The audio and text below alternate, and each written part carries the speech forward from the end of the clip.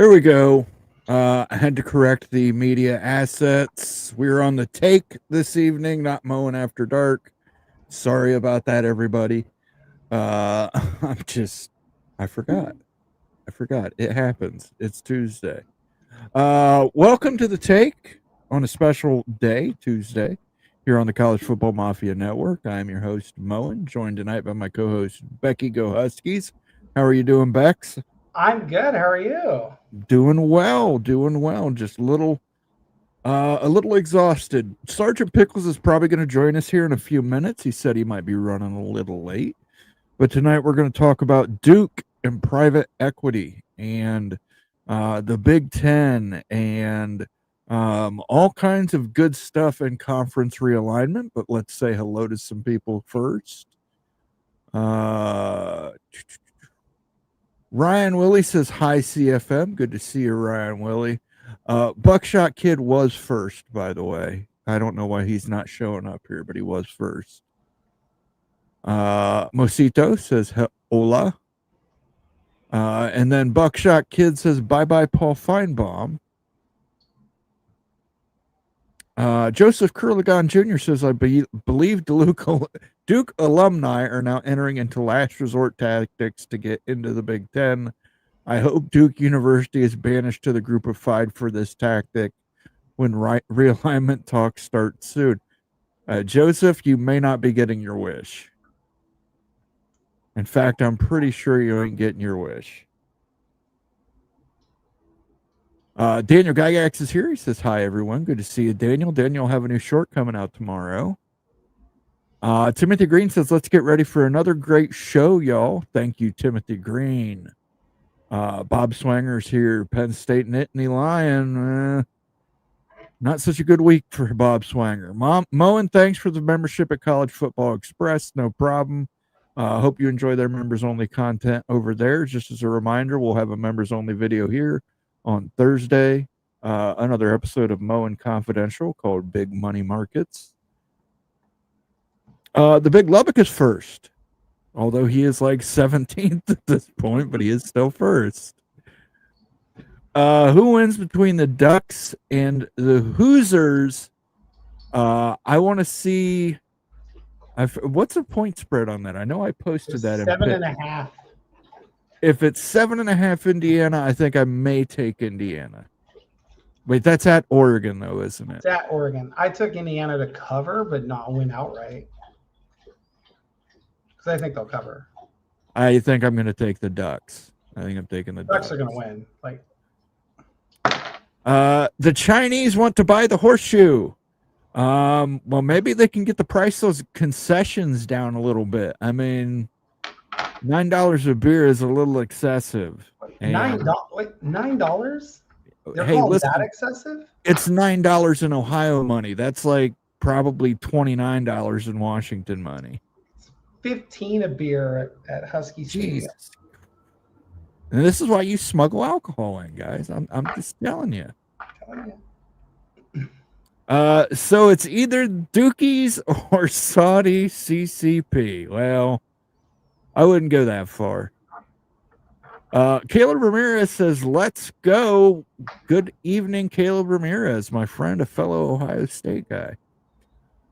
Would Stanford buy in for themselves in Cal? Very interesting you bring that up, Movie Time Blues. That will be part of the presentation. I just want to give Sergeant Pickles a little time here to see if he jumps in.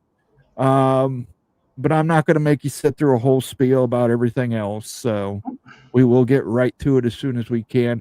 Becky, what did you think of the Big Ten games this week? Well, so what I do know is the Big Ten is a very deep conference, and the worst teams in the conference can beat the top of the conference. So that tells you how great the conference actually is. It's better than other conferences. I hope I'm doing that right. Absolutely. Penn State's loss to UCLA is what we would call a quality loss because it's to a Big Ten opponent. Fantastic games this week all around. Fantastic games coming up for the Big Ten and the SEC this weekend. This is a loaded weekend. If people would just stop losing, this would be a so much better weekend. Oklahoma and Texas. Oklahoma is ranked in the top 10. Texas, not ranked. But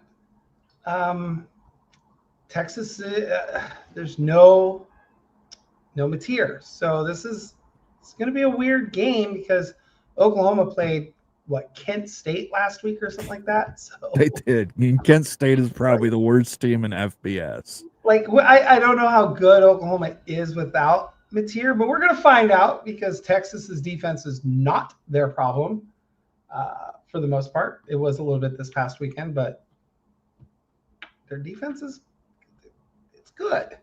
Bob Swanger doesn't see Penn State doesn't see that as a quality loss. I hear you. I mean, to the committee though, it is going by SEC metrics that they want the committee to take into consideration. Quality loss. I'm going to call the Penn State loss a very funny loss. I actually called this game and told everyone around me that Penn State would lose. Boy, I caught a lot of flack for that one. Brother, if you knew that Penn State was going to lose, you should have put your money on it. Yeah, exactly. Because I did not have Penn State losing that game. No, I thought Penn State would win that game by 4 scores.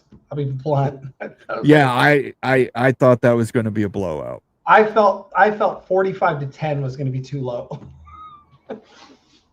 That's why you drink during the tailgate. It's way cheaper. They won't let you in the stadium if you're drunk, though. So you've got to be able to pull off that you're sober enough to get into the stadium. Yeah, that can be hard sometimes.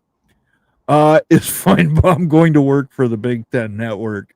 I would actually give him a $10 million contract to be custodian. And have to go and just be filmed going around cleaning toilets, emptying waste bins. I think that would be worth it. Let's get private equity and private capital in for that. Sorry, the Mariners just hit a home run. So. Oh, there you go. All right, sorry. Timothy Green lets Bob know he is sorry. West Virginia won't lose this weekend. They have a bye. Daniel, I've heard that they've already fumbled 3 times this week. It's only Tuesday. I have the Jayhawks losing 55-14 this weekend. I like Texas Tech, but I don't think they're going to beat them by that much. My hot take is the Jayhawks will score first. Oh, that might be. If they get the ball first, they're going to score first. They get the ball first. But, they got to get the ball first. Absolutely. 3 now, but they're going to score first. They're going to be the first team to score because they're going to win the coin. They're going to win the coin toss because Texas Tech will defer, and they're going to take it down the field. They'll at least get 3 points. Texas Tech will trail for the first time all year and then not trail again. So. All right. Well, let's jump into this Duke stuff, this private equity stuff, and we'll get everybody caught up as best we can. Again, guys, if you're watching us, make sure you give us a like and a subscribe. Those help the channel immensely. If you want to help us keep the lights on here financially, you can click the little cash icon in the chat window. You can become a member, gift a membership, leave a super chat, leave a super sticker. All those things help the channel. If you're watching on demand, you can also leave a super thanks along with a comment. So if you did not hear the big news last week, the end of last week, private equity firms involved in the Big Ten private equity race. Let's call it that. It's a race. Apollo, Ares, 6th Street were the 3 that were named by Sports Illustrated. This afternoon, there was another article that named CalPERS, which is actually the California Public Employee Retirement System, also being interested in investing in the Big Ten. Important to keep CalPERS is separate from California University. Although there are public employees at Cal that are members of CalPERS, but because I see a lot of people on Twitter are kind of mangling that and saying this is Cal's move. This is Cal's move. So I went and did a little digging And I'm sure you've seen some of this from Greg's already, but we're going to put it out there. Let's start at Apollo. Who at Apollo is a high-level Duke alum? You got Jim Zeiter. He's president, Duke Economics, also Duke trustee, DUMAC board. The DUMAC board part is very important, so you want to keep that in mind. You got Heather Berger. She's a partner, head of global product. Antoine Moufak, partner, deputy global head of private equity. You've got James Vanek, partner, co-head, global performing credit. Andrew Gosden, partner, financial institutions group. He leads product innovation. And Susan Kendall, partner, CFO. You've also got additional senior leaders here with Duke degrees. These are not all partners or managing directors necessarily, but you've got Jay Vakasar. He is a managing director. David Koritsky, he is a managing director. Marsha Alexander, managing director. Anyi Lee, managing director. Lindsay Drellinger, managing director. John Hack, senior technologist. Approximate Duke alumni and leadership roles at Apollo. This is going to blow you away. 24 to 30% at leadership roles. That is 25.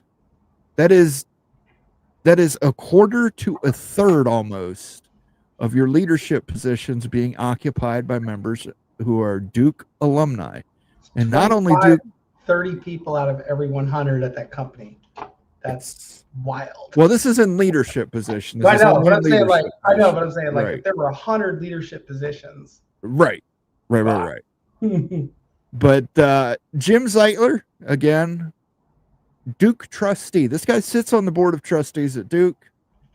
This is a guy that knows exactly how much they have in their endowment, because that's what he does. Controls. He does, and he is the head of that DUMAC. Sits on that DUMAC board. He is the head of it.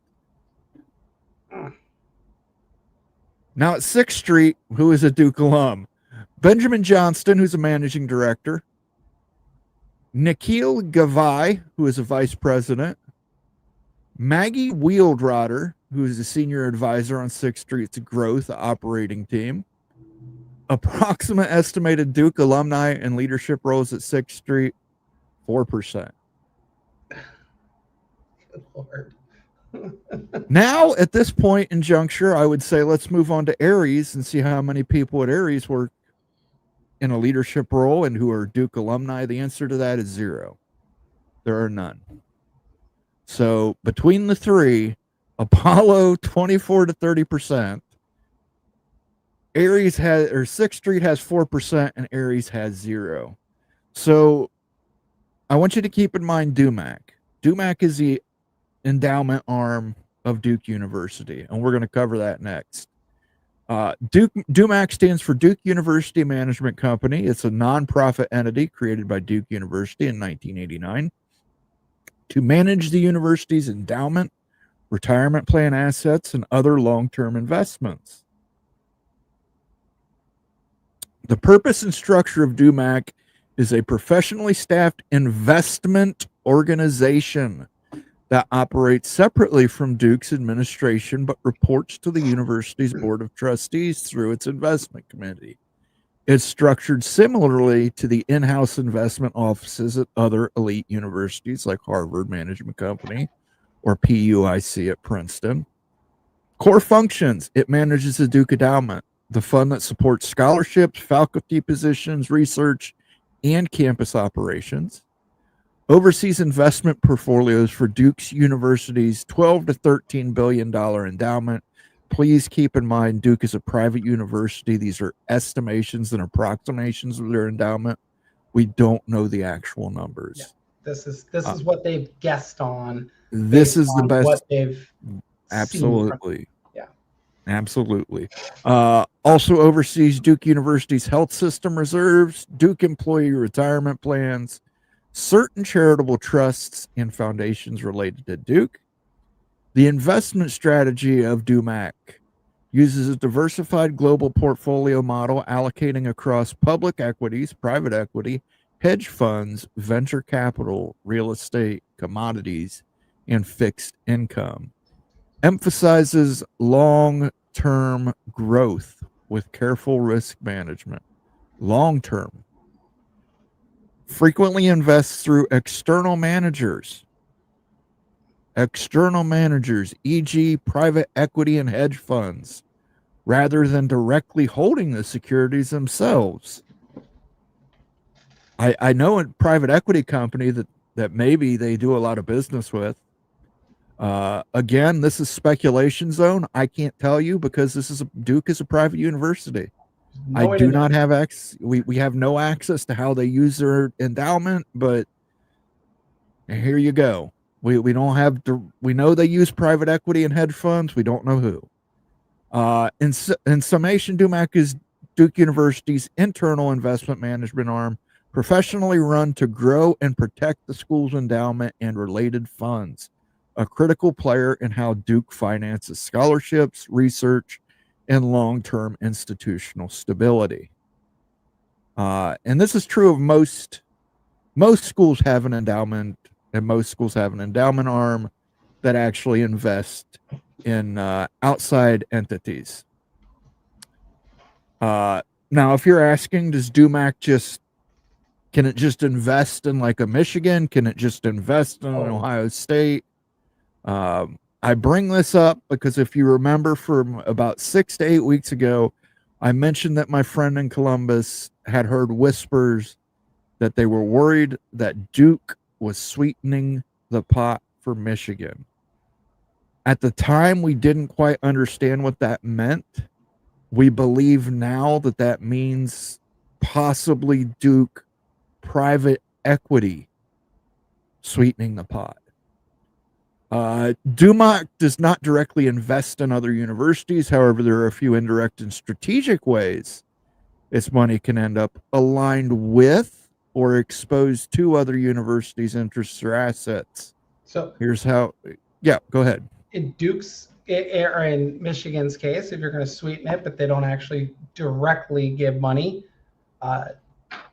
Michigan and a lot of other universities in the Big Ten have lost research funds. Sure. One way to get some research money back. And we're going to talk about that because primary mission is a Duke-only portfolio. Legal and fiduciary responsibility is to invest on behalf of Duke University only. Related entities, Duke Health System, retirement plans, et cetera, et cetera. Its job is to maximize returns for Duke's endowment, not to take ownership stakes in other colleges or universities, hence why they use hedge funds and private equity.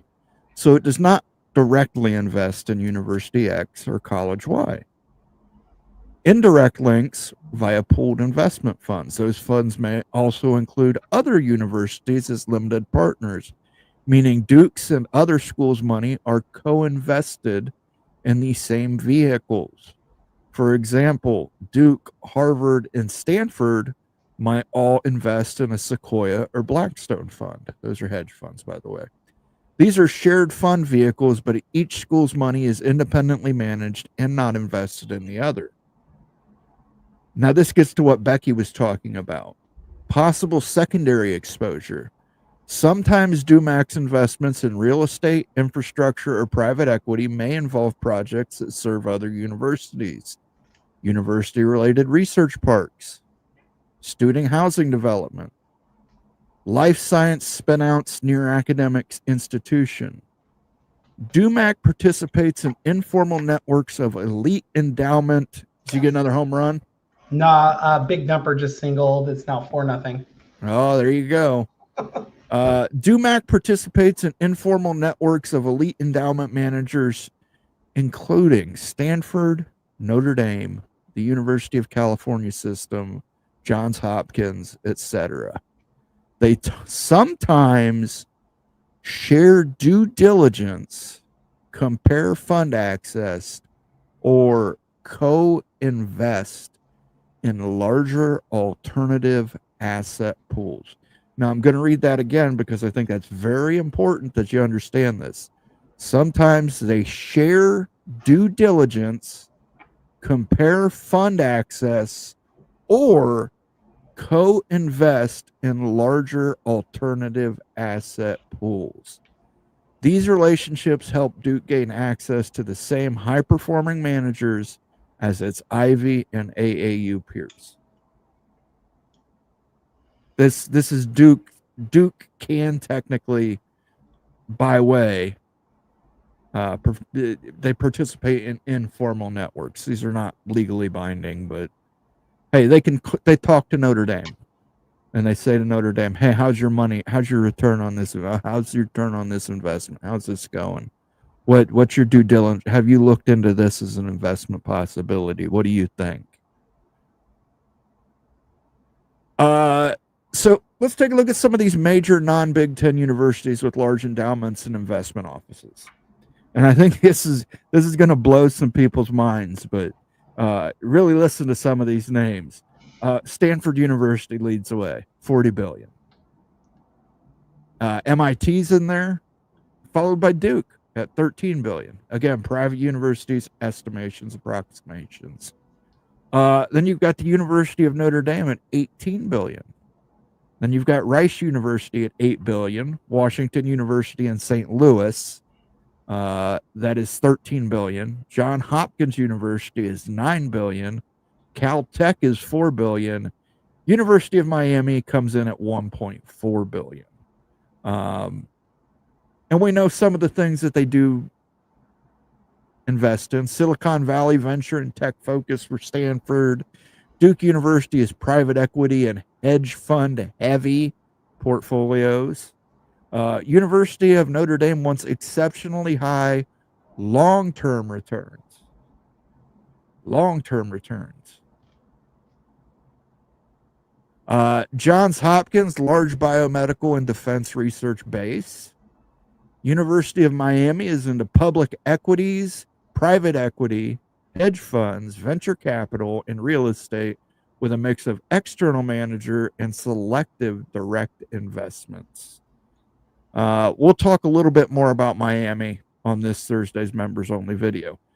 Public flagships outside of the Big Ten. Now listen to this list. University of California System. Now UCLA is a part of that, but the other part of that is Cal, the other major part. Cal is actually the flagship university. It's a system. It's weird. It's a strange setup, but there you go. $17 billion unified endowment and pension fund between all the UCal schools. Next up, University of Virginia, $14 billion is a top 5 U.S. performer in investment.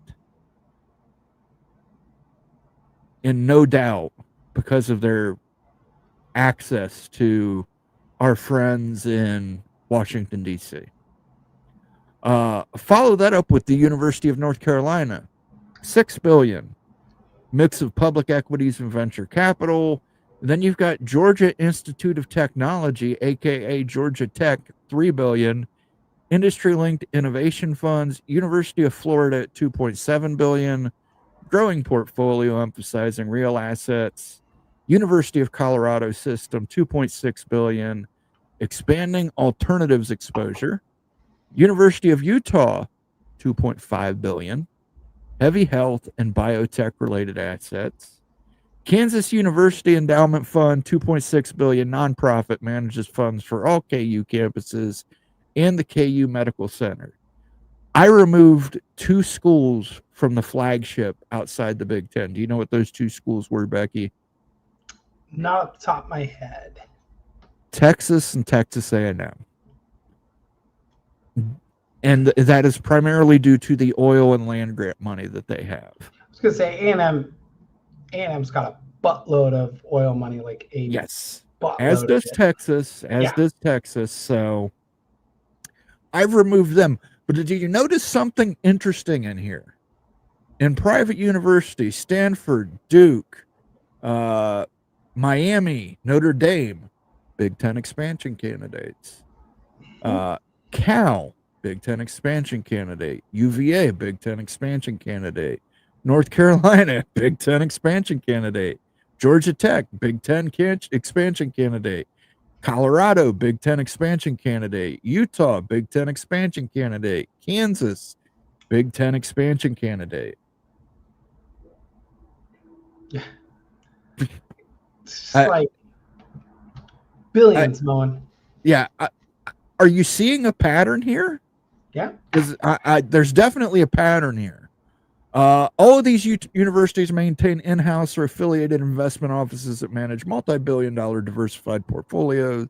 Their allocations span public equity, private equity, venture capital, hedge funds, real assets, and fixed income, functioning much like sophisticated institutional investors or mini sovereign wealth funds.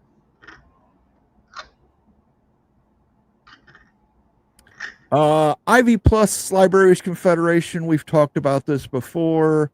Comparison to the Big Ten Academic Alliance. I'm not going to get into all this. If you want to pause the video, you can read this. The main thing I want to bring up here are non-Ivy League schools in the IPLC: Stanford, MIT, University of Chicago, Johns Hopkins University, Duke University. Reason I bring this up: Stanford and Duke are considered Big Ten expansion candidates. University of Chicago is a former member of the Big Ten, former member of the Big Ten Academic Alliance. Johns Hopkins has been invited into the Big Ten Academic Alliance on multiple occasions. If Stanford University and Duke University, or let's just say Duke University, since we're focusing on the Duke Blue Devils here tonight, Duke University joins the Big Ten, leaves the IPLC behind because you can't be in both, becomes a member of the Big Ten Academic Alliance. Does that free up Stanford University to maybe join the Big Ten Academic Alliance? Does that further free up the University of Chicago to join the Big Ten Academic Alliance? Does that further free up Johns Hopkins University to become a member of the Big Ten Academic Alliance? Isn't research on a level of that a huge growth potential for a private investment, private equity? If I'm not mistaken, though, Johns Hopkins and Chicago, aren't they like affiliate members of the conference in certain sports? In certain sports, but as far as actual research investment, they don't do any research collaboration with the Big Ten. Well, they do research collaboration, but not on the level of the Big Ten Academic Alliance. Yeah. So looking at that, hey, that is a huge amount of research dollars that could be pumping through the Big Ten right now, if they wanted to do something like that.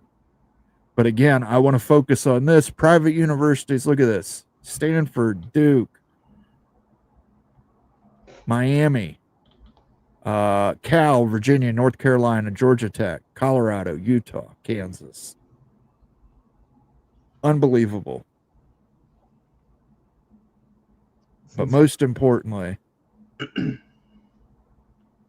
if it's Apollo, 24 to 30% Duke alumni in leadership roles. Do you think they're going to make that kind of investment in the Big Ten, a $2 billion cash infusion, if Duke is not part of the conference realignment expansion strategy? No. They're not. And if you haven't read it yet, Apollo had a press release at the end of September acknowledging that they have their new sports-only arm that is looking to invest in sports primarily, and that they're initially starting with $5 billion with a B. $5 billion in funds with a B, with a $2 billion infusion potentially into the Big Ten. Do you think that maybe the Big Ten might be playing these guys off of each other? We saw the report today that CalPERS is now, the California Public Employee Retirement System, is now looking to invest some of their $17 billion in revenue into the Big Ten as well. Here's why. You want to get as much money as possible. If Apollo just put out $5 billion, but they only want to give the Big Ten $2 billion, well, the Big Ten knows you have $3 billion hidden behind your back. We want it all. The Big Ten wants it all. When the Big Ten signs this private equity deal, the Big Ten wants it to be the richest private equity deal in college football history. It'll be the first. There'll probably be ones that follow, but they want to make sure, they have to make sure, they absolutely need to make sure that it stays the richest deal in college athletics. Hands down, they can't be seen as we have a tendency to say in Appalachia, sucking hind tit. They can't. They've got to be first and foremost and frontmost. And where do you think that leads us on conference expansion, conference realignment for the Big Ten? If it's Apollo, we know Duke is in.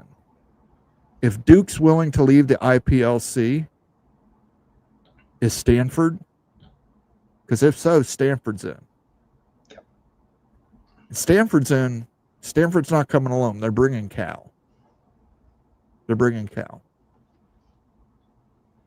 And now you've got North Carolina and Virginia out there. Let's assume they go to the SEC. They want to go to the SEC. They go to the SEC. Congratulations to them. Notre Dame joins the Big Ten at that point. Then you would also have Miami. Notre Dame has all their rivals in the Big Ten at that point outside of Army, Navy. I mean, Georgia Tech, Miami, Duke, Notre Dame, Stanford, Cal puts you at 24. If you don't get Stanford and Cal, Utah and Kansas are sitting right out there as alternatives. Go to 24 right away. You make the Big Ten Academic Alliance the biggest research institute, biggest research group in the history of America, I would believe. Just massive amounts of money. Right. And you know what's weird is I pulled up the entire DUMAC board of directors. Yes. There's a common theme amongst all of them. They're all in private equity and hedge funds. No. Well, aside from Adam Silver, the commissioner of the NBA, he sits on it. And then there's like someone from Goldman Sachs, et cetera. No. It's the schools they went to. Johns Hopkins, Stanford, Chicago, Duke. Yes. That's where they all went. They all got their bachelors at a couple of them went to like North Carolina, but for the most part, they all at least attended Duke either for their MBA or their bachelor degrees. Yeah. At some point, every single person on it. And then the other schools that they went to were Stanford, Duke, Stanford, Chicago, sure, and Johns Hopkins. Again, so but like, Apollo, if it's Apollo and Apollo comes out at the end of September, I will find the link for you guys here, acknowledging that they're going to branch off this sports arm for Apollo with a $5 billion initial investment. And then we hear the $2 billion number brought up in regards to the Big Ten. And then it just seems a little odd to me that when you do the math, 24 to 30% of your leadership in Apollo is directly tied to Duke. Duke graduate, Duke BSBA, Duke Bachelor of Arts, Duke Bachelor of Arts, Duke Bachelor of Science, Duke Bachelor of Arts, Bachelor of Arts, Bachelor of Science, Bachelor of Arts, Bachelor of Science Engineering. Those are undergraduates who they could have got master's degrees at other universities. This is speculation. Again, I don't have any proof, but I will go back to the fact that my friend in Columbus said 6 to 8 weeks ago that he heard whispers of fears of Duke sweetening the pot for Michigan. And then we find out with this Big Ten news that releases, the two holdouts are Michigan and Ohio State. And to me, that seems a little conspicuous. Is Duke sweetening the pot through hedge funds? We've heard things. We've heard the whispers. that Duke has called every school. Yes. Like Duke has picked up the phone and called every single school, all 18 members, to like gauge interest. But you hear the rumors like, oh, they're sweetening the pot. Your friend was able to figure out that it was Michigan.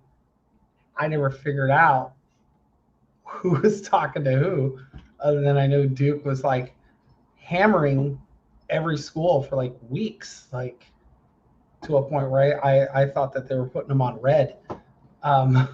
It's just like they're hardcore after this, and it all makes sense now that this is where the money was coming from. This is how they were going to sweeten the pot. Because when you first said that, I was like, how are they supposed to sweeten the pot?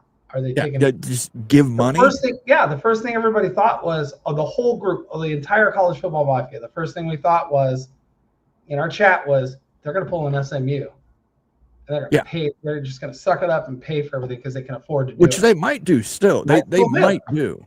Yeah. Might still do. But in order to get in, you have to have someone on your side. Well, who's on your side? Yeah. Michigan is huge. Hugely powerful. Like Michigan will sway 7 or 8 different votes without even like blinking, which is why Ohio State would be worried. Right. And Ohio State and Penn State got the deal that they would have more say on expansion. Realignment. Absolutely. This would absolutely crush all of that. Absolutely would. Yes, thank you for reminding me of my appointment. They've got to do that once a day, even though I've already confirmed the appointment. Right? You get like 6 messages for the same appointment all day. I've done it too. I have a doctor's appointment on Thursday, and I'm like, I already said yes to this. Yes, I've got it. It's a virtual. I know. Yeah. I got it all. But yeah, it's interesting. Ohio State, Michigan would get more say in future realignment. Or Penn State, maybe Penn State and Ohio State have different ideas of what they want. Or maybe Penn State and Ohio State only get 2. You come to think about it, to get Washington into the Big Ten, the networks wanted Oregon. The networks. The people in the Big Ten didn't necessarily want Oregon. In particular, Ohio State and Penn State were not fan. Iowa as well was not a fan of Oregon in the Big Ten. And there's reasons. One being that they are AAU, but they are barely AAU. They have very low research. Nebraska, who is non-AAU, actually does more research expenditures than Oregon does. They're just among the Big Ten schools. They're kind of like the least Big Ten school. So there's that. But I mean, again, speculation zone. But listen, if Apollo ends up being the firm that the Big Ten goes with, if they do go with a firm, I have a hard time seeing the expansion conference realignment strategy not involving Duke, especially when you've got a board of trustees member sitting on Apollo's. And you can say it's a conflict of interest and all that good stuff. It probably is. The other thing the Big Scoop solves, though, is the Cody Campbell situation. Cody Campbell's main argument is, I want more regional, less travel, more money. What would make more money and have less travel than a regional Big Ten pod of 6 West Coast schools? A regional pod of Southeastern East Coast schools, a regional pod of Midwestern blue-collar schools, or blue collar belt schools, Rust Belt schools. What would make more sense than a Midwestern division with, Minnesota, Wisconsin, Iowa, Illinois, Northwestern, Indiana. Those all make sense. And you're basically, building out exactly what Cody Campbell was complaining about. He said you're making more money for your schools. You're giving yourself regional pods. You're reducing travel on your student athletes. If the SCORE Act passes and you get that tax exemption, antitrust exemption, that's certainly going to help as well. So, I mean, there's now a bill, by the way, Moen, that would bar schools and conferences from potentially getting private equity as well. Yes. So, yes. like, people have decided, and I don't know who it was that created the bill or who's the sponsors. I got a feeling it's somebody. It's probably somebody in Michigan, because the when that came out, a few Michigan, I think it was a Michigan or a Michigan State. There's a Michigan board regent. Yeah, that has been very yes, vocal. So I have a feeling it's probably from Michigan. So I tend to agree. We know the two holdouts are Michigan and Ohio State. What they're trying to accomplish exactly in doing that, we don't know. Maybe they are legitimately, hey, we don't want to be a part of private equity. It could be, though, again, I will bring it up, a negotiation ploy where, hey, $2 billion ain't going to cut it. We're the Big Ten. Give us that $3 billion, $3.5 billion, $4 billion, $5 billion. We know you just put out your arm with $5 billion intent to invest $5 billion. If we're going to be a 24-team super conference, if we're going to be the first, the SEC is going to follow suit with 20 or 22. We need to be paid handsomely because we've got 24 teams. We've got all this research money now flowing in through a Big Ten academic alliance that has schools with massive endowments, massive research opportunities, lots of real estate as well. I did not put it on the slides list because it was just it was like 8 different slides. The real estate holdings of some of these schools is huge, just massive. And it's real estate that they don't actually use right now. A lot of it's leased out.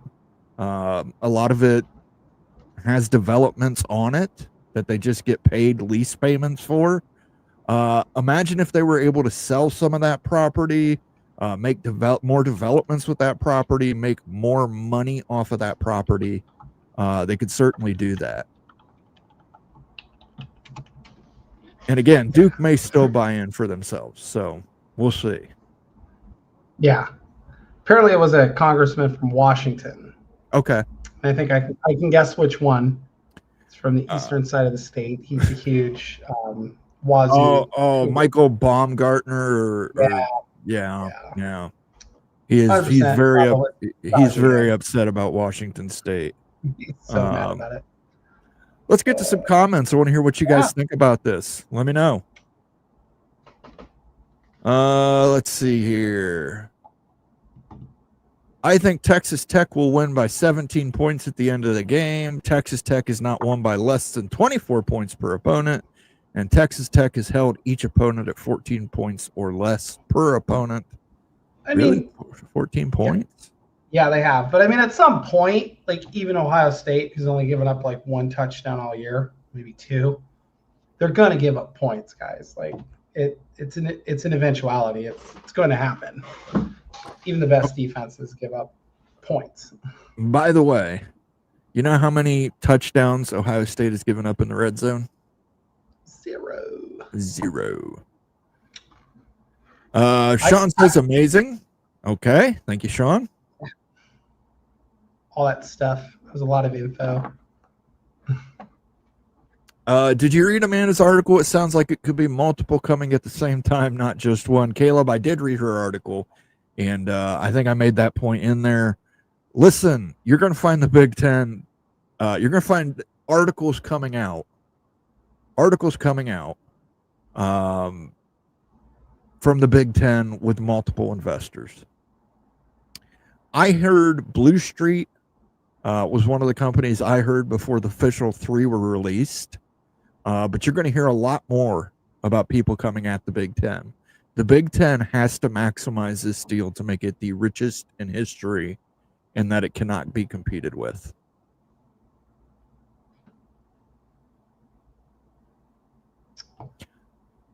Since he has to play at Salt Lake City in November, yikes. Hey, it's cold here. It's cold in Ohio too. Cincinnati doesn't get away from it. I'm like, Washington's done it. USC's done it. It's It's cold, but it's usually like just cold. It doesn't snow all that often.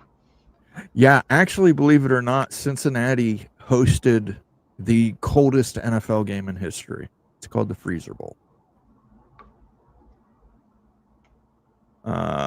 Cincinnati and Kansas couldn't have been more even when they played. Good game. Okay. Sounds like Duke has hired a private equity company to look over the endowment. It's completely different than a private equity companies that are after the worth of college football. Not exactly. Duke has hired several private equity companies for their endowment and several private hedge funds for their endowment. But the fact that one of the three companies mentioned by Sports Illustrated in their article has 24 to 30% of their leadership with Duke connections, and their president, who actually sits on the DUMAC board, is the truly amazing thing. Do any United States kids go to Duke during basketball games? Crowd shots are all students from India and Pakistan and various Asian countries. Seems weird. Well, how do you know that those aren't Indian and Pakistani and Asian Americans? I mean, yeah. I mean, kids can get in any school in this country. It's not uncommon to see kids of all races everywhere now. So yeah. Listen, I tried getting into Northwestern. That was my first choice. I tried Stanford. Yeah. I've never been rejected faster. So yeah, I mean, so I had good grades. And so did I, as did I. So I think there's plenty of American kids that go to Duke, but they do pay a lot of money to do it. If you're getting if you don't have a scholarship to get into Duke, you are paying buku bucks.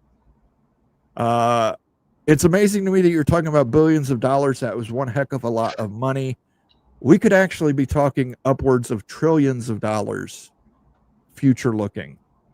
A research network of those 24 schools, it staggering what they could do. Yeah, talking hundreds of billions of dollars today, essentially. Mo in Texas and A&M has an 18 billion, and UT has a 17 billion endowment. I think it's actually higher than that. Way higher. Yeah, much higher. It's in the 40s, I believe. Yeah. Texas Tech has 3 billion in endowments, but they're not AAU. The list of schools we showed were AAU schools, and we're going to base it on the reporting of Brett McMurphy that AAU was almost a requirement, but not necessarily a requirement, or at least getting towards AAU. Will definitely be the biggest without a doubt. I've never heard of that kind of money before. I think the Big Ten would be crazy not to bring them in. Could be. Could be. I mean, there's other factors other than how much money they have in their bank, essentially. Like I would take Miami over Duke any day of the week. Well, you could end up with both. I mean, I might end up with both. Money, hedge play, Wall Street boys now run the NCAA. Money, what a hit. Spin that brand till the map won't fit. I'm in the buy low, sky high leverage set, and I think I need a Learjet. I want to know what kind of beat you got going there, Rock. I hope I rhymed that or rapped that successfully. Steve Moser wants to know, are there any Duke fans on here? No, because it's not basketball season. Yeah, we're a football show, not a basketball show. We're a football show, not a basketball show. Oh, this big boy. Dang. Alumni Ted, ready for the Illibuck. This seems too much like the kid with the rich parents that donates to the school so their kid starts on the sports team. Pretty much. It pretty much is, but I mean, money is money. There is no greater drug.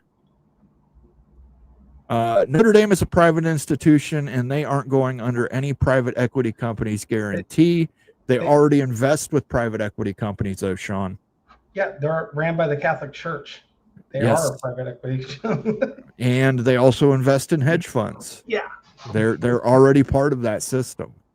anybody who's got a large endowment, for the most part, is already involved in private equity, private capital, hedge funds. Yeah. Or at least doing real estate. At the very least, they've got like Washington has more real estate than you would understand. Yeah. Yeah. Cal is the same way as I understand it. The Cal system. Waiting in the realignment lobby, Sco Buffs. Funny how I like Becky's takes and vibe, yet she likes every team I cannot stand or are our rivals in almost every pro sport. Seattle versus Denver. I mean, it's Denver. I don't hate Denver. I like Denver. I weirdly, my day job, my territory is the state of Colorado, so I talk to Buffs fans all day.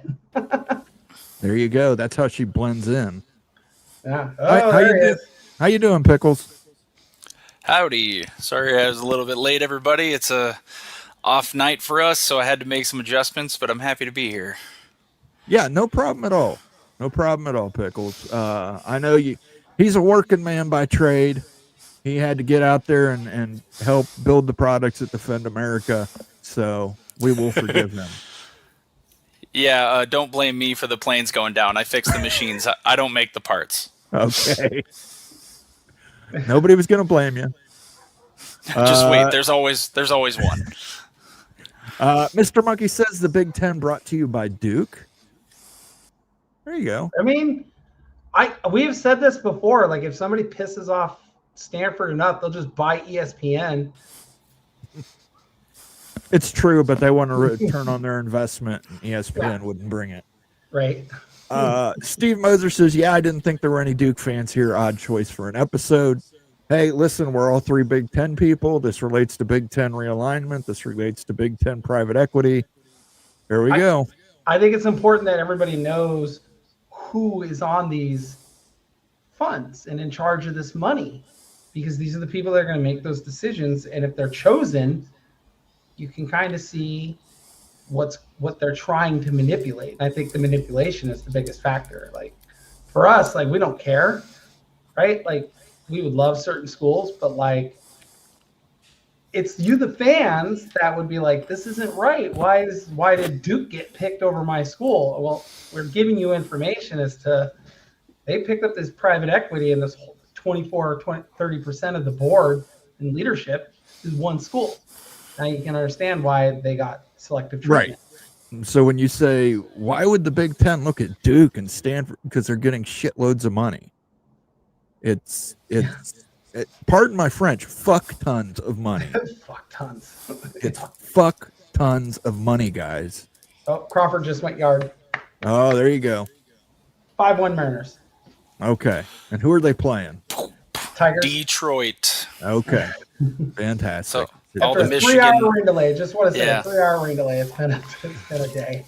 All the Michigan men out there, the Husky fans, have another reason to dislike you today. Sorry. It's not personal. It's just good business. And I dislike you every day. So yeah. That's what we're talking about. Colorado is heavy in alternative power generation. AI needs power, biomedical, and defense. Definitely in defense. Definitely in defense. Yeah. Duke and BS belong in the same sentence always. I wish they were in my sentence. I wish it was Moen, BS, Duke University, because then I'd be making a hell of a lot more money. $2 billion for the big, as is $5 billion for the big expansion with Duke included. That could be that, these stories don't come out for no reason at the times they come out. They come out for a very good reason. It's usually to control. If it reminds me of the scene from Mad Men where they're talking about Penn Station and Madison Square Garden. If you don't like the conversation being had, you change the conversation. Yeah, I saw someone make a pretty good point, though, as far as the private equity, is that when it comes to something like a business entity, they need cost certainty. So I think that might actually temper some expansion talks. They'll take a much harder look than perhaps just the presidents would, because it's got to make monetary sense for them. Sure, but you've got to keep in mind too. We've had Mark Coyle, the Minnesota AD, the man who usually says nothing, comes out and says, "Hey, Washington and Oregon were so keen on getting into the Big Ten that they took 50%." I mean, What, rightfully what, so. what would Georgia Tech do? Would Georgia Tech take 30% for 7 years? You might suck in the conference for 7 years, but hey, at the end of the 7 years, if you get a full share, I mean, is it worth it? We've talked about Duke. We've talked about Duke this whole episode. The rumor was going around that Duke was going to pay their own way entirely. They were going to take no media money. I mean, schools that have a giant endowment and boosters who can fund their program, but a team like Georgia Tech, they'd have to take a pay cut, but it'd only be to a level where they can sustain their current programs, or like Washington and Oregon did, borrow against the future to kind of fund the present. Rutgers and Maryland did the same thing. Yes. Yes. So, like at Georgia Tech, it's harder because they're a public school, and the state of Georgia could be like, no, you're going to do X, Y, Z. But like a private school, like a Miami or a Duke, can just, or at SMU, as we've seen, can just suck it up and just pay for it. Right. But that's sort of where the money's coming from.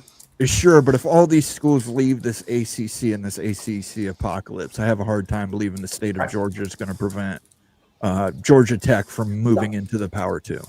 No, highly doubt they would. Highly doubt it. I would assume that they would probably prefer the conference down south, but like for obvious reasons. But Well, if Georgia Tech preferred the conference down south, they could have. They should have stayed in it. They could have stayed in it. Looking at you, Georgia Tech and Tulane. Yeah. Just remember, Tulane has more SEC titles than Vanderbilt. Yeah, sadly. I love this. I'm going to have to get this sounder on the board. Thank you, Town Hawk. I'll give you a little of this. And I'll give you a little of the new Nate sounder. You saying you can't control your bitches? Pimpin' ain't easy. Oh, sleazy. Pimpin' ain't easy. Pimpin' ain't easy. Pimpin' ain't easy. There you go. That's Nate from the Church of Latter-day Saints saying that pimpin' ain't easy. I'm laughing, but between Nate and Ute having their own custom sounders, I know me and Becky will have one that's probably just as bad. Eventually, yeah. There will be a moment, I'm sure. And there will never be one for Moen because Moen controls the soundboard. But I will maybe get this one. This one I'm definitely going to get Town Hawk. Barf, we're not doing this for money. We're doing this for a shitload of money. Money, Lone Star Moen. Absolutely. Spaceballs. Absolutely fantastic reference. Love Mel Brooks movies. Can never get enough of them. Thank you for the super chat. We're getting Spaceballs too. Yeah, well, I'm a little worried. I'm a little worried about that. They did a cast photo this week. Yeah, and then I'm a little worried about that. Why does Iowa have so much sway in the Big Ten? I wouldn't say they have a lot of sway, but they've got a lot of friends. It's more, I think for Iowa, it's more the friends they keep. Being friends with Ohio State and Penn State has its benefits. So thank you for that, Jacobra Cat. In fact, let me go find movies. Let's do another Mel Brooks classic. What in the wide world of sports is going on here? Wide world of sports. That's right. So Pickles, what do you think? We haven't really heard too much from you. What are your thoughts as a Washington fan? Do you like a big scoop, small scoop, no scoop, private equity? Yeah, I'm way too analytical to not have the details. That's kind of how I'd phrase it. Everything sounds good on paper, but there's no such thing as a free lunch. Sure. And I'm curious, is this a stability move? Is this an expansion move? Is this I would say keeping up with the Joneses, but if it's everything they said it would be, it'd put them far ahead of the SEC until they respond with their own deal. So I don't know what the angle is in terms of, are these schools expecting financial troubles? I would hope not, but yeah, too much in the dark for me right now to kind of have a strong opinion about it. Okay, fair enough. Town Hawk says Tech is going to give up the booty. Guess what? If Kansas, Town Hawk, I got news for you. If Kansas is coming in, they're probably they're going to give up the booty as well. Cal is probably going to give up the booty. Stanford can give up the booty because Stanford can afford to. Stanford can get someone to stand in and give up the booty. Duke can afford to get someone to stand in and give up the booty. But Cal, Georgia Tech, Utah, Kansas, probably even Miami. Real quick, Moen, you're the established Big Ten guy here. If Stanford called up the conference tomorrow and said, I want in, let's make a deal, do they just unequivocally say yes and hash out the details later? I know that it's contingent on the library system and that, but let's say they've overcome that. Does the Big Ten just double thumbs up Stanford above all the other schools? Stanford and Cal would be 19 and 20 at that point. Okay. It's too much. Again, we're not talking about money. We're talking about a shitload of money. Stanford has that, ironically enough. Has a shitload of money, and just getting them in the Research Alliance would bring billions to every Big Ten school. And I mean, that's saying something. I mean, I believe research expenditures at Stanford is what, $9 billion annually? Roughly, yeah. Roughly? Yeah. In a conference of insanely high academic schools, they stand above even the rest. Yes. Yeah. They're like right up there with Washington, Michigan. It's like Michigan, Washington, Stanford out of the Power Four, like in terms of dollars on research, which is why it like, and then there's this just cliff. It just falls off quick. And the other reason they would take Stanford is it would put them at another nail in the coffin of Notre Dame. They would take yet another Notre Dame rival into conference, which brings up our next question from our friend Go Black 45. Go Black, you didn't leave a super chat, but I'm going to go ahead and play an LSU sounder for you anyway, just because I like this one. Is it neck?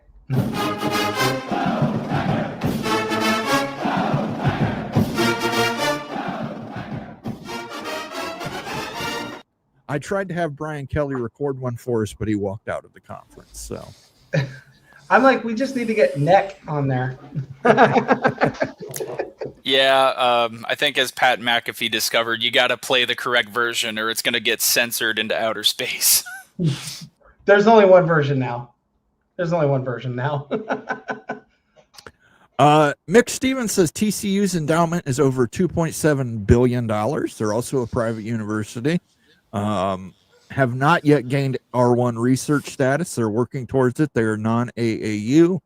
Roughly just shy of 15,000 students, I believe, enrolled at TCU. So it's a smaller school.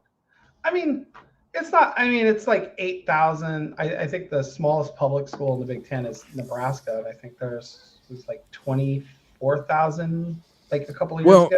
But TCU is a private school. Yeah, and which is not too bad because I think Northwestern's right around 23. So yeah, but I mean, that's something, when you're taking private equity into account, how much pool do they have in this? Does private equity say, hey, we want a TCU because we need that Dallas-Fort Worth money? We need that market. Real quick Google searches, believe it or not, is telling me 15 of the 18 schools in the Big Ten have more than 30K students. It's a big school conference. Yep. And you've got two private schools in the conference, USC and Northwestern, and Northwestern's enrollment is very low. Trust me, it's hard to get into. Yeah, not hating on Northwestern, but let's just be real about it. If they were applying for the conference today, they would not get in. So they're fortunate to be blessed by history, and that's okay. But I don't know if they're a good measuring stick to put against other schools. Steve, international students pay more and pay in full. Absolutely. And they've got to have the grades to get into Duke. And they're usually wealthy families. and they're usually wealthy Yeah. and powerful families. Which Not- guess not what? Yeah, Oh, go sorry. ahead. Not to dive into politics, but I do think that private schools, they can do what they want. State schools, I do wish state schools had a better mandate at educating their in-state students. This isn't just like Washington or any other school, but that's coming from me. But Duke, you're right. You get a lot of international students, but those students go back to their countries. They become powerful people. That can be beneficial, especially if you're trying to make your conference international. And they go to and then they go to places like Stanford or Harvard or whatever, and they do law, they do medicine, stuff like that. It's all pros and cons, Mick Stevens says there are only 13,000 students attending TCU. Yeah, I knew it was less than 15. AAU, you're saying we have a 0.000000001%. I'm sorry, Justin. USF did not show up on any of the research lists I found. I apologize, but yeah, that's probably being generous with your chance there. I mean, all honesty, you're building your own stadium. You keep beating Florida, maybe eventually beat Miami. You'll start to turn heads there.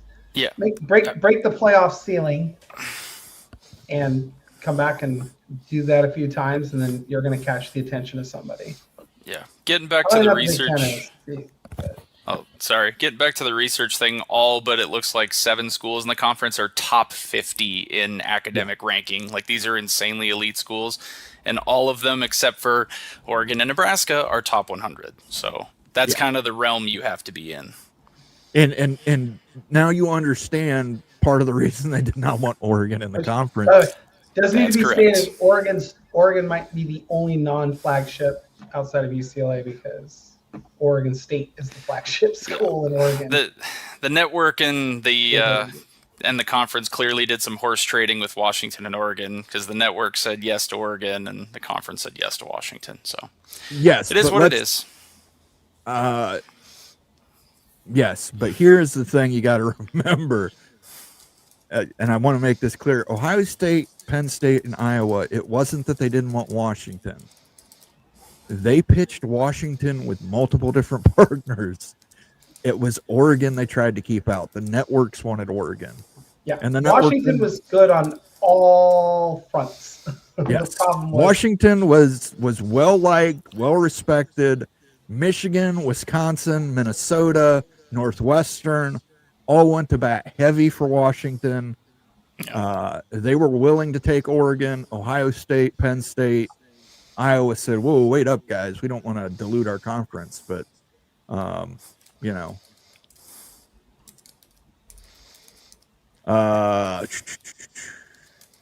Buckshot Kid says, this is one of the reasons why I like this channel. You talk about big expansion that has nothing to do with football and media money.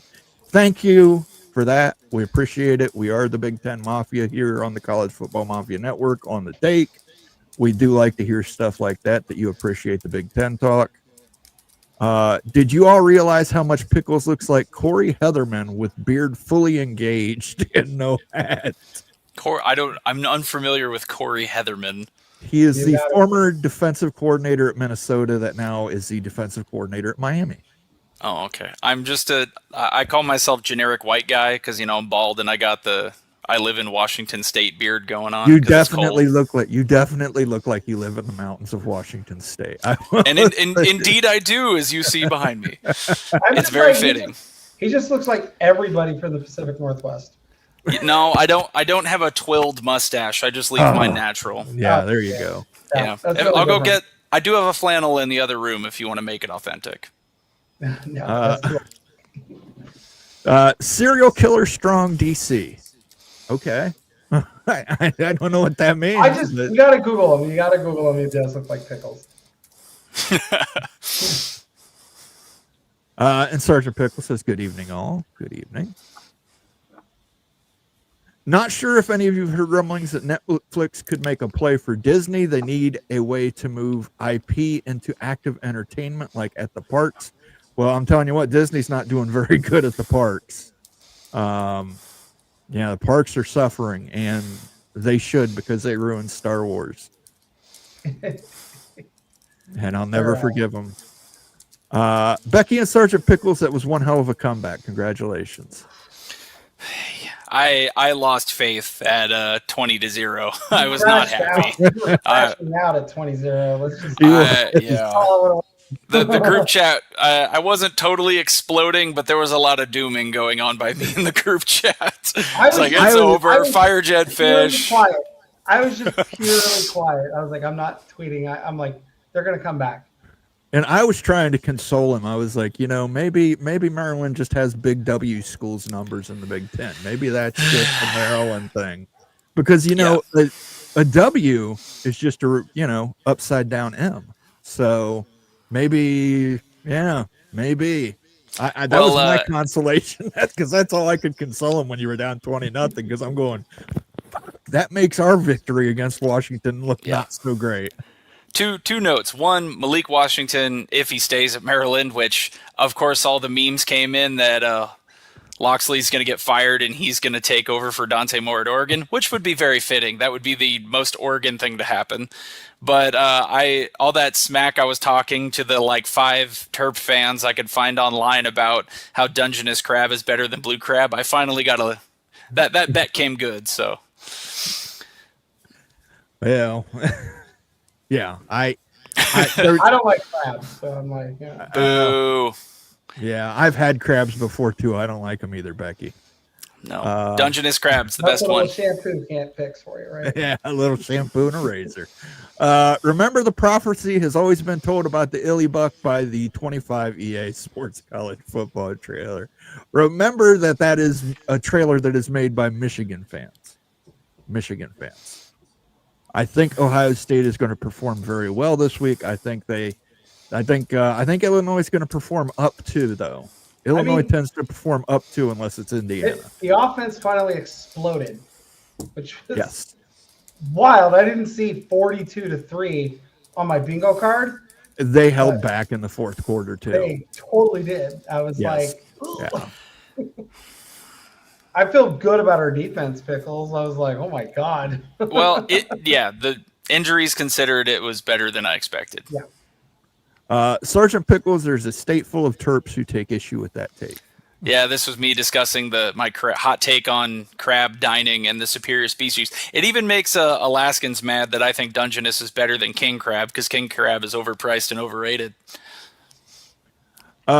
Amazing Blue says Stanford doesn't give up the booty; it allows you to have the booty. Moen, okay.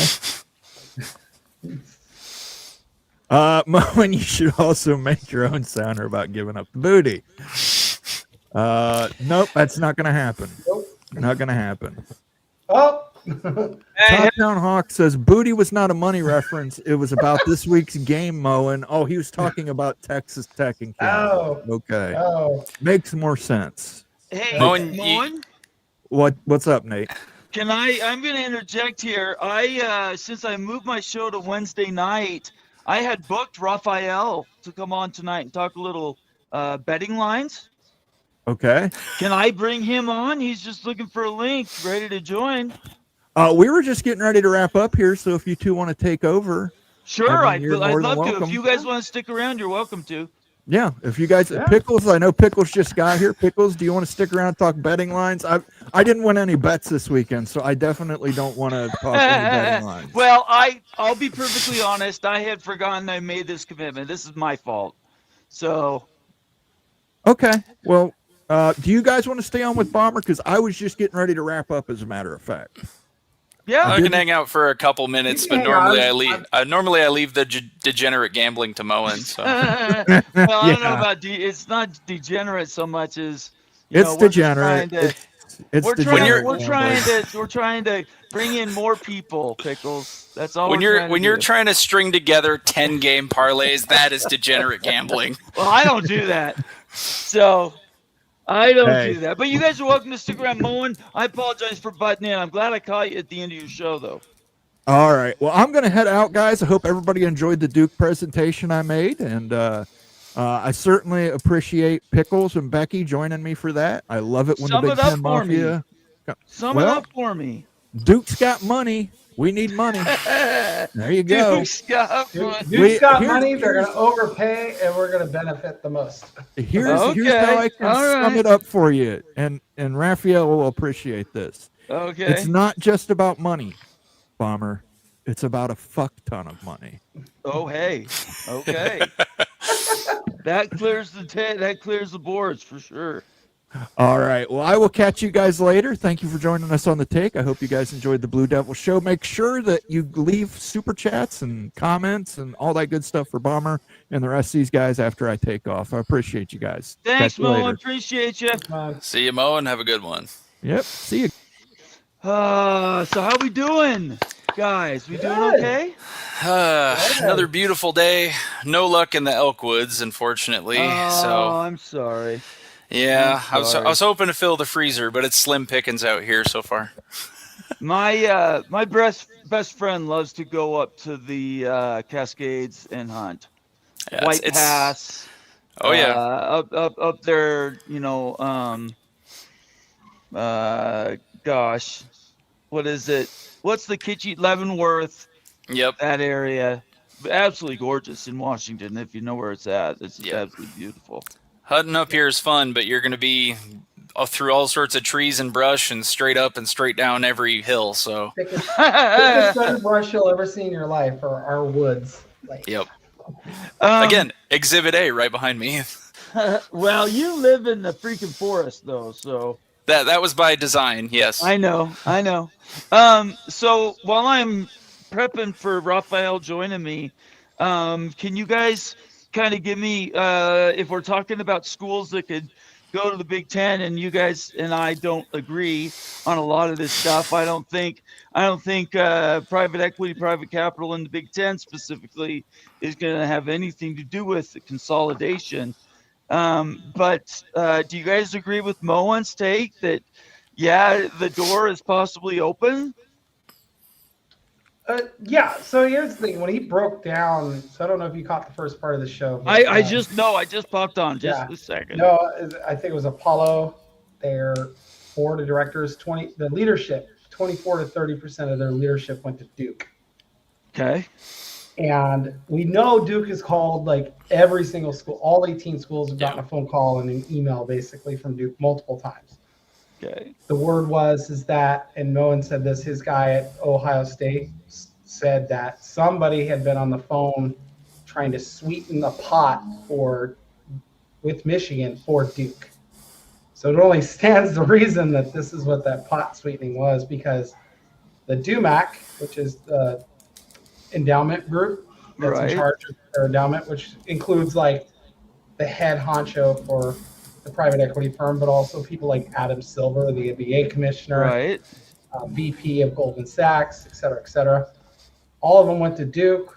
All of them went to Stanford. All of them went to Johns Hopkins. All of them went to Chicago, the University of Chicago. So like everything's building up that someone's going to try and buy Duke's way into the conference. And two schools. So is the Big Ten willing to become the ACC? Well, it's two schools that are like, and they're powerful schools that have been no's straight up, just like, and they're able to sway is it used car, poor white trash-ish? Honestly, I'm being dead serious. Everybody laughed at SMU and the ACC. Everybody, including you guys, we all laughed at it. So now I'm not all of a sorry. sudden it's okay. I'm not saying it's okay. I'm not a fan. Right. There is a double standard here, I'm hearing. No. I said on the show, I said I would take Miami any day of the week over Duke. Like I would take BYU over Duke, because BYU's fans show up, they watch, you're going to get eyeballs.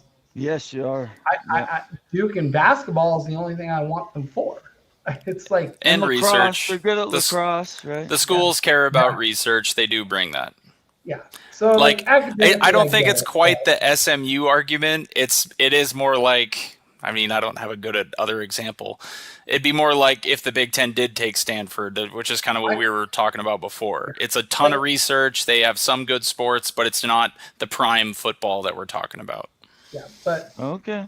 I mean, I'm on the I'm one of those people. I think like Stanford and Duke can get in. They can do the smaller share, essentially, because they're like in it like a BYU. You guys are all private schools. You're capable of footing whatever bill needs to be foot to make it work, because you don't have to answer to state legislators. You don't have to answer to the general public queue on like why is my money being used like this for this. That's right. So, That's right. Like a let's say Oregon State or a North Carolina. Yeah. Right. So like if North Carolina tried this, I don't think it would go well within the state of North Carolina, especially when they're a system I'll use Texas Tech, because Texas Tech is a system. Like their sister schools might not be appreciative of their money being used to basically keep Texas Tech in, like, say, the Big Ten or something. So, there he is. Hey, Raphael, how you doing? Pretty good. How about yourself? I'm doing good. It's good to see you again. I apologize for the mix-up. I had a schedule jump around, so I didn't get you the link and everything soon. I apologize about that. Not a problem at all. That's what happens. It usually happens at least twice a day for me. Okay. All right. I want to introduce you to two contributors to our channel around here at the College Football Mafia. Been with us for, over a couple years now, you guys. That would be Becky Go Huskies and Sergeant Pickles. I don't know if you know them, but they're both University of Washington fans. Oh, UW fans in the house. Yes, absolutely. And you know, I'm known to support the Huskies as well. So as long as BYU's not playing them. Yeah. What's that? He is from the state of Washington, after all. I am from the state of Washington. We talked about that before. I'm from Richland, Washington, which most people don't know where it's at, but you're free because of the plutonium that went through our water supply. Okay. I guess that's why I'm glad I don't have a favorite college team. I don't have a favorite pro team. I can just be right down the middle. I don't have to be saddened by anything. Well, let's start off here. Why don't you tell everybody who you are, reintroduce yourself. I think we'll have to do this when we do this every couple weeks. People forget. So we'll just remind them, kind of let everybody know what you do and what you enjoy doing around sports.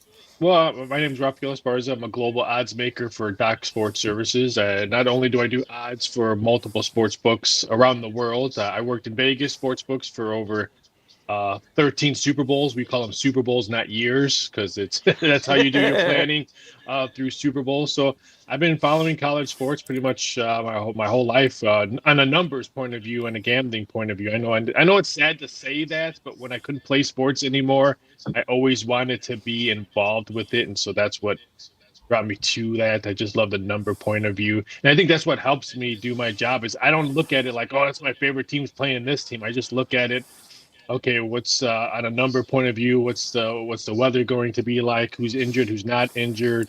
So it helps me. Sometimes I just tell people I could care less what the jersey name on the front or the jersey and the name on the back says. I look at it as kind of a like stock market. I try to tell people it's not for me. I don't really look at it as gambling.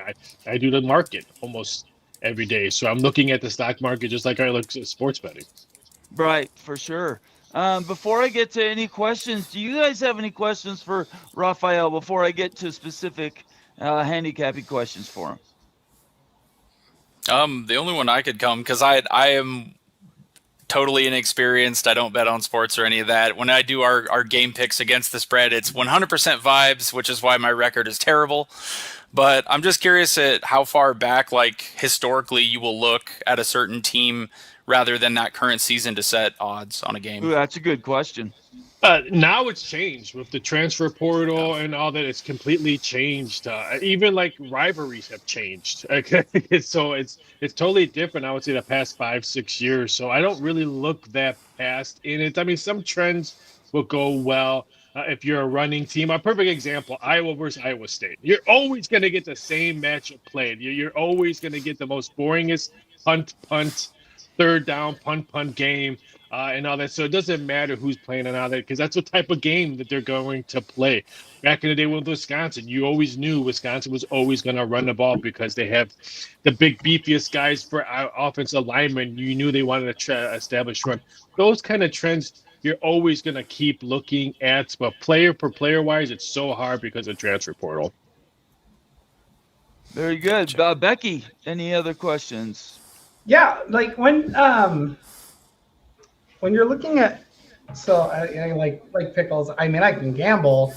I do place bets. I'm terrible at it. Clearly. Most I people lose are, Becky. lose You way know more than I the ever win. you know the guarantee. Just bet Iowa in the under every There you time. go. My only claim Not this year. Not this year. No, my only claim to fame is I was in Vegas one year for the first round of the NFL playoffs, and I got every single game right. Woo. But where'd you Wow. stay at? That's the most important part. What hotel did you stay at? That's the most I was important I question. was at the Flamingo, Oh, okay. but I made the bet at Circa. Yeah, good friends of mine work there. Yeah. So when you like the different sports books, they all tend to do like you'll have the spread be like 7.5 at like Circa, and then you'll go to like one of the other sports books and be like 10.5. What are MGM or something. MGM or Caesars? What are the big things that they're looking at differently that would create those far-reaching, differences that we see? As I was listening to you guys' show earlier before I came on, it's all about money. It doesn't matter if one book has 7 and the next book has 7.5. That means that one book that has 7.5 just took a significant amount of money to move a half a point in football, especially in the NFL. If they're going to move a half a point in football, that means probably either a nice 5-figure or higher bet came in, or a whole bunch of public money just came in and they had to move it just because they're lopsided on that game. So if you see different numbers, it's just telling you right there that the book just got hammered or the book is heavy on that side. I mean, I can look at my screen right now, and we'll take Missouri State, Middle Tennessee State, the big conference game tomorrow on Wednesday. There's pretty much 2.5s all over the place, but Circa and Westgate over in Vegas both have 2s. So that's telling me that they either haven't got that Missouri State money yet, or they didn't need it. Didn't need it. How does that work? I mean, wouldn't you? Isn't it just on or off? No, I mean some books. I mean, for when I was in Vegas, I was so close when I was at MGM in New York. We were so close to Tropicana, so some people would just drive there, place their bets, and then go back home. They're not going to every hotel. So yeah, we may have a 3.5, and then everyone else still has 3 just because they haven't got any action on it. So that's interesting. So if you're the handicapper, let's just say you are at the Westgate, and you hear that Trump, if there's still a Trump in Atlantic City, took in $2 million in 2 bets in the last 15 minutes, you guys don't adjust your numbers based on those bet results somewhere else? When I worked in Vegas and when I was working offshore for one of the biggest global books, I wouldn't, because I remember back in the day in the 90s when I first got into this business at Caesar's Palace, we would get in trouble for moving off of no money coming in. So some books do that. Some books will see, why did this book move it to 7.5? We should move it to 7.5. I remember back in the day when I was at Caesar's Palace, we would get screamed at. The boss would come in and he'll go in the computer. Why are we up 7.5 if we didn't take any action on it? And if you said, Mirage just took 7.5, we would get screamed at. So a lot of books do that. Back in the day, we weren't allowed to do that because we had to write down this. I mean, computers was around, but we had to note every bet we took in, a dollar amount, time, and stuff like that. So yeah, but some books move numbers on thin air and with no money coming in. That's crazy. Okay, let's jump into specific games this week. So there's 2 that I'm going to ask you about, and then I'm going to let you give us some of your favorites. The 2 are the 2 big 12 games that are going this week. BYU, Arizona, Utah, Arizona State. Ironically, Arizona schools playing schools in Utah. That's so funny. What isn't that interesting? So what is your thoughts on those 2 games and kind of what are you leaning on? Is it the over under? Is it, the total points? What are you thinking for those games? BYU defense is for real. I mean, Yes. it's just so hard to score on them. It's so hard to run the ball on them. And it's the reason why this number opened up at 1.5 and now 2.5 have popped up on BYU. Because if you can't establish the run on BYU early, then you're pretty much going to be playing for behind because they want to score early and put the pressure on their on their opponent's defense. Right. So I can see BYU closing around 3. I see them winning pretty handily against Arizona as well. Okay. Utah, Arizona State. Man, this is a tough one because both teams, I think, kind of need this one if they want to be in a nice must-wins, aren't they? Yeah, significant bowl game. If people can still say significant bowl game.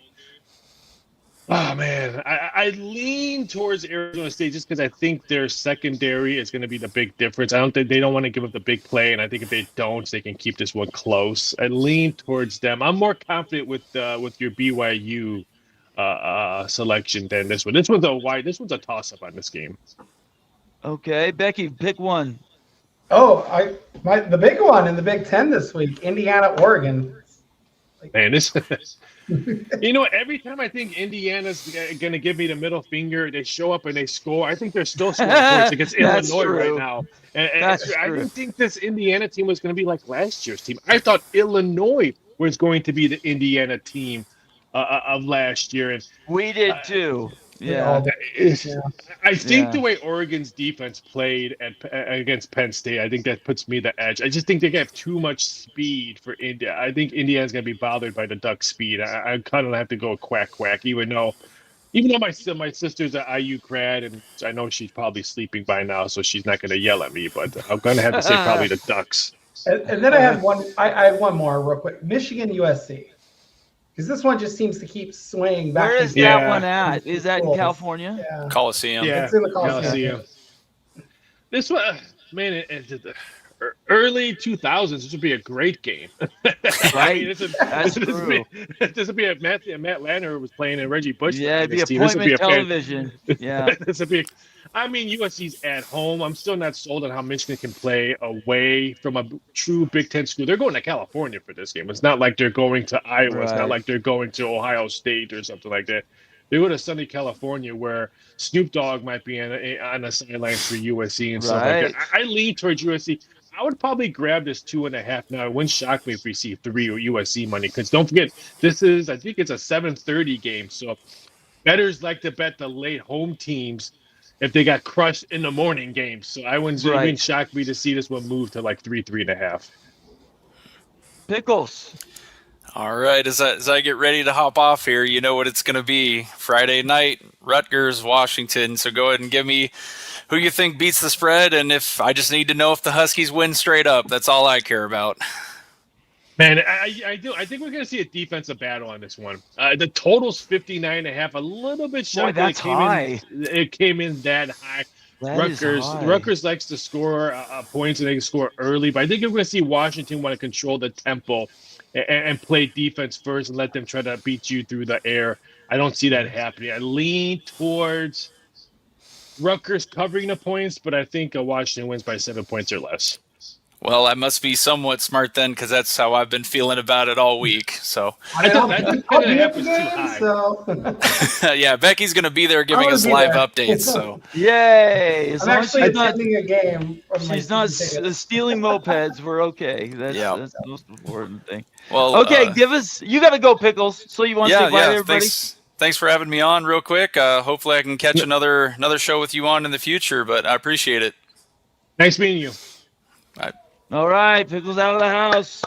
Thank you so much. By the way, I'm going to open it up while Raphael is here. If you want to get a comment or question to him, we don't have him for a super long time tonight, but certainly any super chats, we would make sure we get in front of Raphael before he leaves. So if you want to leave a super chat with a comment, and we'll try to answer it, just hit the little dollar bill next to the comment box and make it a super sticker or a super chat, and we will definitely ask that question. Okay, give us your picks of the week, and you can do as many as you want. I'm really intrigued with this SEC matchup between South Carolina and LSU. I mean, LSU's coming off, I don't want to say embarrassing loss. They just could not run the ball against Ole Miss. And I'm not saying LSU was wrongly ranked because I don't really look at ranks, but they barely beat a La Tech team at home, which La Tech is undefeated against the spread this year, 5-0 against the spread. And then they beat Florida, but when you're a team that throws 5 interceptions, like Florida did against LSU, you would think you would win by 20 or 30 points, which they didn't. They still struggled to run the ball against Florida. They struggled to score after 5 interceptions. I'm not 100% sold on LSU yet. I'm a little bit shocked that this number moved to 9.5. I think this one goes to 10. I think LSU money is going to continue to come in, and I'm looking at Sellers in South Carolina. I think the quarterback's going to have a field day with that the secondary of LSU. I think this one's going to be a much closer one. I'm looking to take South Carolina on that one, so I'm not sold on LSU. Yeah, I think Okay. Sellers, the quarterback for South Carolina, I think he's still out. I don't think he's playing this week. I thought he was still, but I thought he was. I saw questionable, so I thought he was probably going to play. Let me check. He might play. Maybe he is. But it's, last I saw, he may not. Yes, play South Carolina in general is underperformed. I had them get into the SEC championship game, and that's obviously probably. Well, I think with him being hurt, it probably changed that a bit. Oh, of course, yeah. I mean, changes always. I'm disappointed. I was thinking this might be the year for South Carolina. I don't know what to make of that game. Yeah, he's listed as questionable. So okay. What else? What other games there? Someone in the chat said the Texas, Oklahoma. I don't know what to do with Texas anymore. I'm blown away that they lost to Florida. That's week. Incredible. Yep. I'm more interested to figure out, do I need to put where Manning's going to play next year? Because if he continues to struggle, it would not shock me that he hits the portal and maybe scratch off and do a brand new fresh start. Because I think the Boo Birds will start really coming out, and he's not going to come out to go pro if he continues to struggle. So it wouldn't shock me if he's not a Longhorn next year. But I'm really impressed with Oklahoma's defense. I thought Oklahoma was going to get blown away in the SEC because they were going to continue to play Big 12 defense. And you can't do that in the SEC. So I'm really impressed with Oklahoma's defense. I think they're going to bother Texas's question mark offense right now. So I'm leaning towards Oklahoma in that game. What is the spread right now in the Red River? Do we still need a call? I'm actually shocked. I thought they normally play that one like at noon. Is it like a 1:30 kickoff this year? It's always a 12:30 kickoff. Is it? I thought it was like the early one. Eastern? 12:30 Eastern, yeah. Okay. Yeah, I don't know. No, typically 12:30 Eastern. This year it's 3:30 Eastern. Yeah, it's 3:30 Eastern. Okay, so that is a little bit later. It's that second window. Yeah. So what is the line right now in that game? I'm trying to find. There's too many games on the board. There are a lot of games. It's true. Oh, here we go. Texas 1-point favorite. Totals 43. Yeah. See, I would take Oklahoma with the mortgage this week. I think Oklahoma's going to put a beat down on them. I think Texas's defense is good enough to keep this game tight because Mateer is not playing for Oklahoma. He's out. I thought he was back though. No, he had that surgery. He was supposed to be out like a month. Oh, yeah, I don't think he's. I think he's. Yeah. Okay, I didn't know. I made a pick on faulty information. I thought I read something that said he was playing. No, okay. I don't think he's back. All right, so I got that wrong then. So I'm like, he's listed as questionable for Thumb. Yeah, I thought he was going to play. Yeah. I just remember them saying he had surgery like 3 weeks ago. He's always going to be out a month, 6 weeks. And I was like, oh, God. Yeah, I don't know. Maybe we're getting crossed wires. I saw a report yesterday that said he was probably going to play, so it doesn't matter. I was just curious who you it changes everything if Mateer plays. If Mateer plays, like, good luck, Texas. You're not winning. That's what I'm saying. Yeah. I think it changes the whole dynamic. I think Oklahoma could challenge the national championship if Mateer's healthy. That's how good that defense is, I think. Yeah, I'd agree. I would agree, but every week that I watch Texas Tech play, it tells me money pays for defense. No, there's no doubt about it. Because their defense, I mean, what they did last week to Houston, which I had the over at 51, and you're at the goal line, 35-11. Who cares? Just push the ball in. But I know that was a tough one. But their defense. We couldn't even get an apology like Lane Kiffin gave us with the backdoor. Yeah, cover. Exactly. Yeah, BYU did the same thing to me against West Virginia. It's like, what are you doing, giving up that garbage touchdown? We have a comment here from Jason Spangler, KU Jayhawks fan in the house. Says, okay, let's hear it. KU at Texas Tech, 14.5. That seems low to me.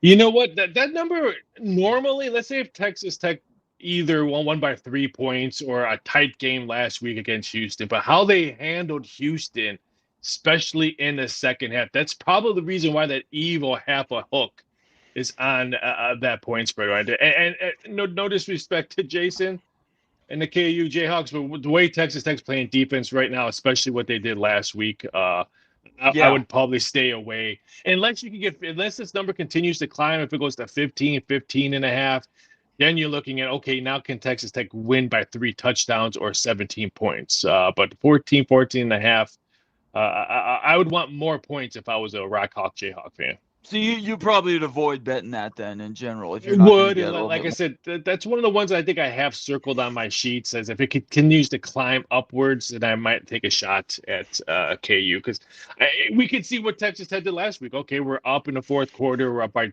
10, 12 points, we have the ball. Let's just let the clock click away and get out with no injuries. Well, the injuries thing anymore, boy, that's such a big deal. And we're week to week with some of these schools. Certainly BYU has 2 linebackers. They got to keep them healthy if they're going to compete. And every team's got those spots. So it's one of those things that we just have to keep our eye on. Rafael, anything else you want to share with us before I let you out of here? No, it should be a fantastic weekend. It's funny how I do all these shows like for UFC and college football, and everyone thinks, "Oh, you're excited for football," and I'm like, "No, because I still have UFC. I have wrestling, WWE. I got to get up at 5 a.m. to watch because I do wrestling odds and college basketball. College basketball is just around the corner."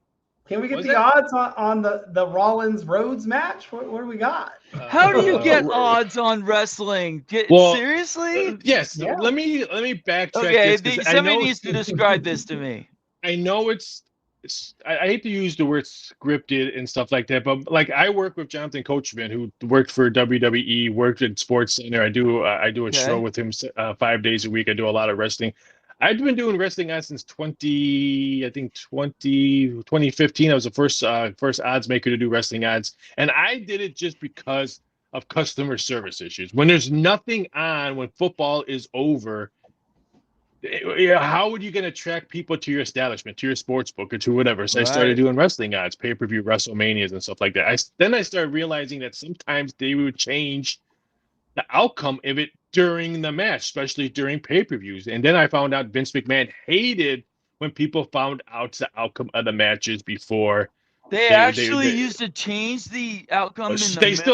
They still do. Oh my goodness, I didn't know that. They still do. Sometimes, like if the crowd is into it or the crowd doesn't like it, you can see them whispering, "Hey, we're either going with plan B or we're going to do this differently," or stuff like that. So it's very, very different now and stuff like that. And so they're very tight-knit when it comes to like big pay-per-views. Now, like Crown Jewel this weekend, it's pretty much we're not going to see that many big surprises because it's over in Saudi Arabia. It's just going to be like you said in football terms, just no one get hurt. Let's do the quick matches and no one get hurt. But like I said, I did it for pretty much for customers, and now it's like blew up. Like I'm on Sirius Radio like once a week talking wrestling odds, and I have who's Brock Lesnar going to wrestle in WrestleMania, and stuff like that. I do really cool prop bets.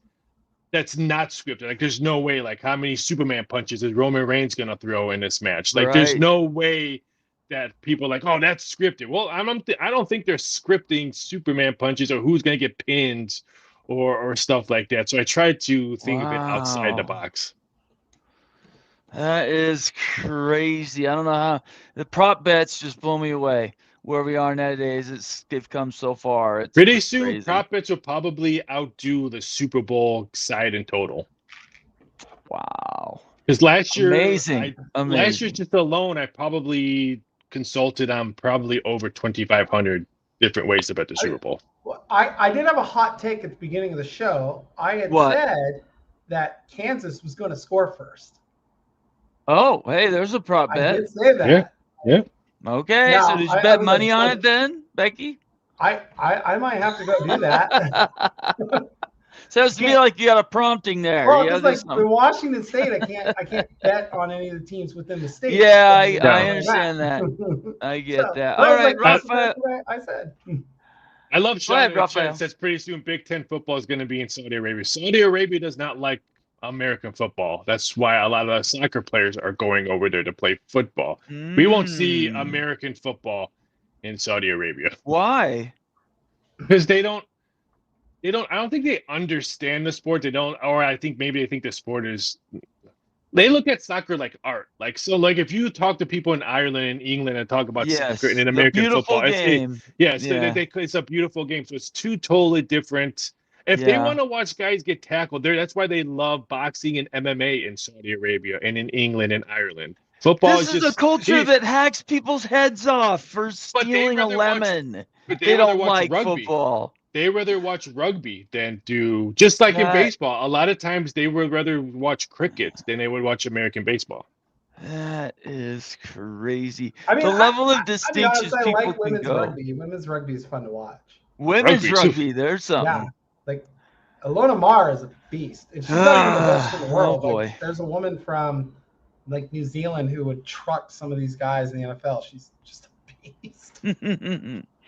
All right. Well, Raphael, I'm glad we hooked up. Thank you so much for coming on, I and learned a we'll lot. get you again in a couple weeks, okay? Yeah. Will BYU still be up there in echelons? I mean, I think that's- so. I think Bear Bachmeier's the real deal.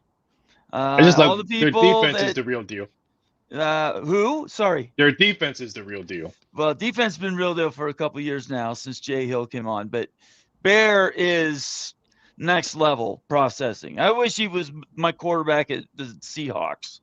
That's how well he processes information. So, yeah, You're a I'm Seahawks looking fan? forward to How him. did you lose that game last week if you're a Seahawks fan? That's a bad loss. We doinked the ball off a guy's helmet. Don't short- even.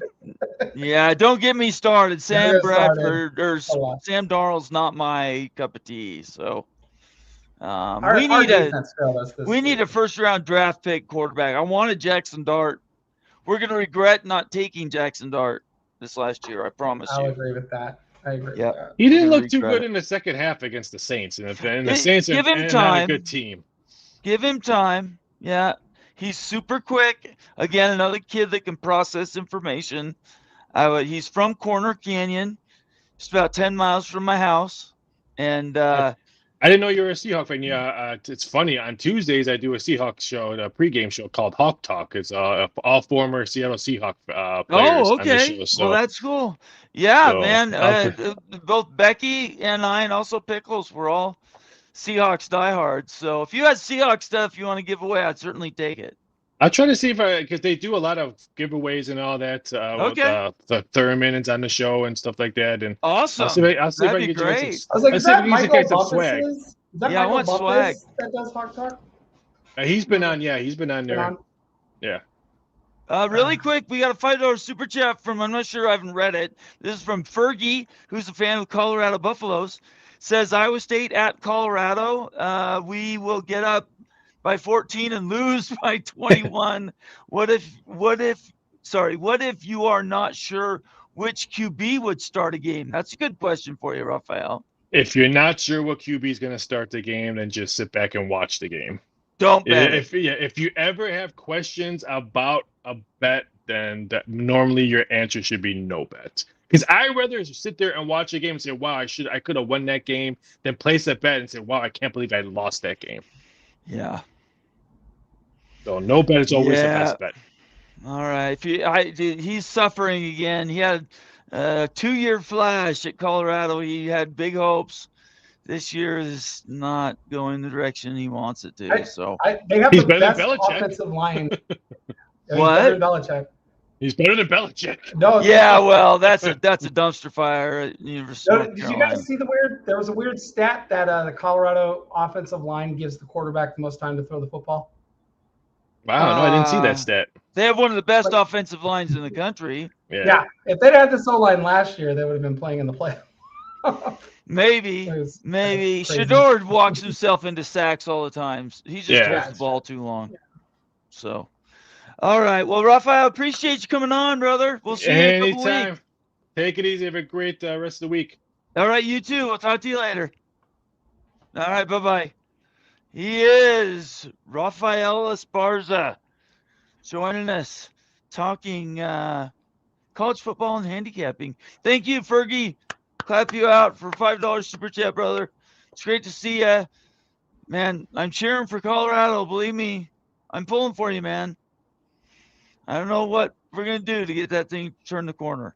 All right, Becky, last words. It's a great weekend of college football. Not a lot of marquee games, but the games that we do have, they're going to be fun. They're going to be really fun. Yeah, I agree with you. I would encourage everybody that's watching right now, if you're on X, do us a favor, jump over on YouTube and go to College Football Mafia and hit the subscribe button. Give us a thumbs up, leave us a comment or question, and get involved. If you're watching on X, make sure you're following us on Twitter and turn on your notifications on X and on Twitter. We appreciate all of those things. We're trying to build up that sub count, pushing to 6,000. Not sure where we're at right now, but all we can do is look up, and that's what we're doing. So we appreciate everybody doing that. Thank you so much, Raphael, for joining the show. Pickles, Moen for starting this thing. Becky, thank you for coming on and spending some time with Moen. Yeah. Tomorrow night, I've got Bob Thompson right here, 8 o'clock Eastern time. Bob Thompson, and we're going to talk Big Ten, private equity, private capital. We're going to talk NIL, payments, media deals, and how those are affected to the different conferences and how they trickle down to the schools. I got all kinds of questions for Bob. I encourage everybody to come on and watch us to do that. So for Becky Gillespie, I am Nathan Bobber Brown. I want you guys to all have a great week, and we will see you tomorrow night right here. Thanks, Becky. Appreciate it. We'll see you later. Yeah. Yeah. All right, bye. Peace.